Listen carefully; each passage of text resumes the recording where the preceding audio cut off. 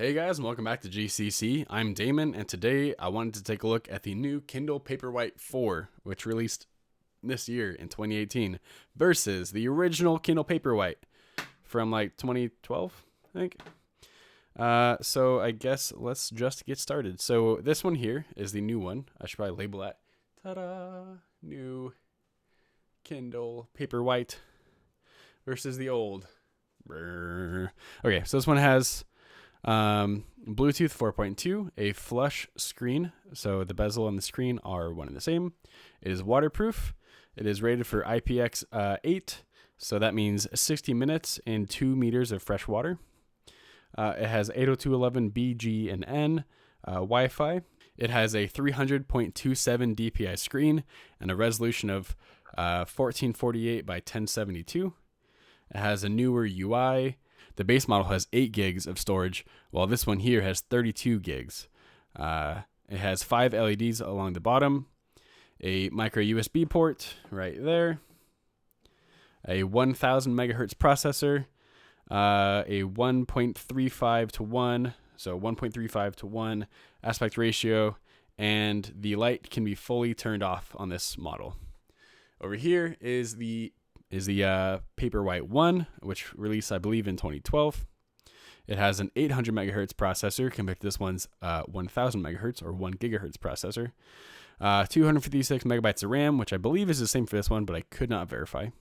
It has a 213.33 dpi display with a 1024 by 768 resolution. It has 2 gigabytes of storage, which was the only storage option when it released. It only has 4 LEDs along the bottom instead of this one's 5.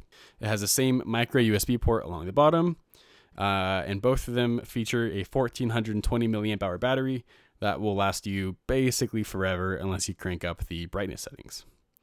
So this one also has 802.11 BGN Wi-Fi, a 1.33 to 1 aspect ratio, and the light is always on. So even at the lowest setting, the backlight is still on this model. Even though it's very, very dim, it's still on. As you can see, potentially, the bezel of the display is not on the same plane as the actual screen itself. So the screen is recessed about 1 to 2 millimeters down from the bezel, whereas this one, like I said before, is all flush. So those are some of the preliminary differences and I suppose similarities between them. This one's not waterproof. This one is. This one has been chewed on by my dog. This one has not. So if we just get into it, you can see that this one has ads and this one does not. This one takes forever to boot up, or I shouldn't say boot up. I should say to wake up. Whereas this one, you press the button, you swipe it, and it turns on. So that's one difference right there. However, you can see that if I press the home button at the same time, this one is actually faster than this one, even though it has to load these images of the cover art on the books. So that is one difference, is with the updated UI on the newer model, you have these images, and on this one you have a list. This one is updated to both of them actually are updated to the latest firmware. So that's all fine and dandy, although they stopped supporting this Kindle a few years back, and this one is obviously brand new, so I pray to God that they support it for a little while longer at least. Let's open up a book. So Gardens of the Moon, book 1 of the Malazan series, boom, both. And you can see this one was significantly faster than the old model, so that's kind of cool. Both of them have the page refresh option turned off, so if I touch both, the newer model is definitely quicker when it comes to initial initial load times and stuff. So it also supports apparently different text images and stuff. You can see this one does not support this font or image or whatever you want to call it. I will say once the older model has a moment to I guess load everything, it's fast and it's fast enough. It's just slower on the get-go than this model. So that's one thing to keep in mind. Both of them come with the book relief font, although that was only available on the Paperwhite 1 through a firmware update, to my knowledge. What else? So brightness settings will probably not make a big difference because everything else is already bright. Like everything is, yeah. It doesn't really look like it's making a big difference on camera. Both of them top out at a 24. So a scale of 1 to 24, although this one can be reduced down to 0, as you see, and this one goes down to 1. So right now, this backlight is completely off, and if you test it by, turning all the lights off in your room at night and like putting it under your blankets or something and looking, it will not be bright, and this one will still be a little bit bright. Along with the updated UI comes a confusing kind of layout to me. So both of these are my Kindles. I got this one for Christmas. This one I've been using, like I said, since like 2012. So you can see, let's open up a book again. Okay, so when you are here, you tap the top to drop down your menu. The light looks like a light bulb, which makes sense. You can turn up the brightness there, and that is your brightness. On this one, you tap the settings button, which looks like a sun or something, but also kind of looks like a gear. So there's that. So you tap that button, and then you can do your brightness levels, which is handy, although confusing to me. I don't know. Maybe I'm just silly. One thing that is new to at least me, because I am going from a 1st gen to a 4th gen Paperwhite, is that if you go to your page display settings, or your font and page settings, whatever you want to call it, you have access to very like minute details and settings that are not available on this model of Kindle. So you can see I have both set to Helvetica, and the margins, if I go over to the page tab on this Kindle, you can see the margins are all the same.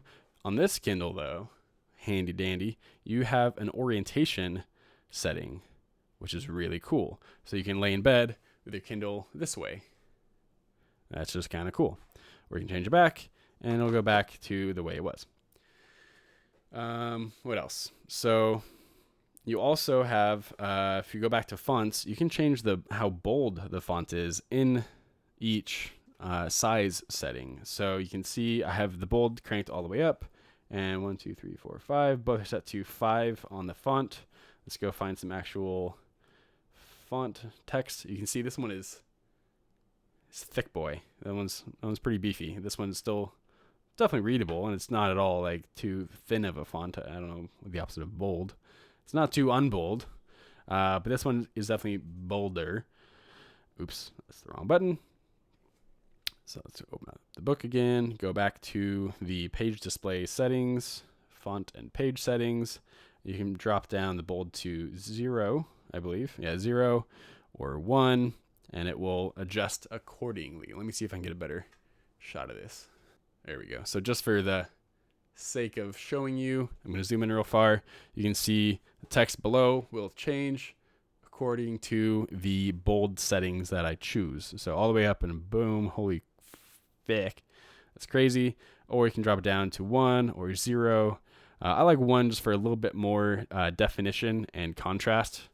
And that way I don't have to have the brightness as high as I would otherwise.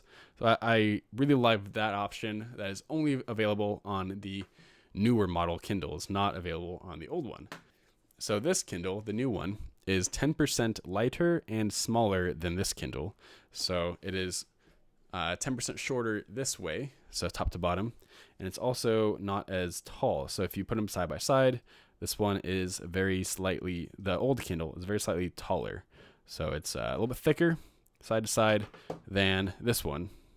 However, because this model is smaller, that means that you cannot use a Kindle Paperwhite case that would have fit any other Kindle. It has to be for a Paperwhite 4 or the 2018 edition. It's the same thing, but so overall, it's a little bit faster, and you have more options. And to me, that is really cool.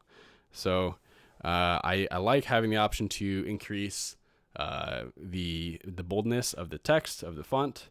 That's pretty handy. You also, I don't know if I mentioned this before. I did mention it before. It has Bluetooth 4.2. I did mention that. You can connect this to a Bluetooth speaker, and you can do audiobooks through this Kindle over Bluetooth to whatever Bluetooth speaker you want. That's pretty handy. The old one is rougher to me. It's a rougher texture, and it was meant to be anti-glare, but what ended up happening was it became very scratch prone, at least for me.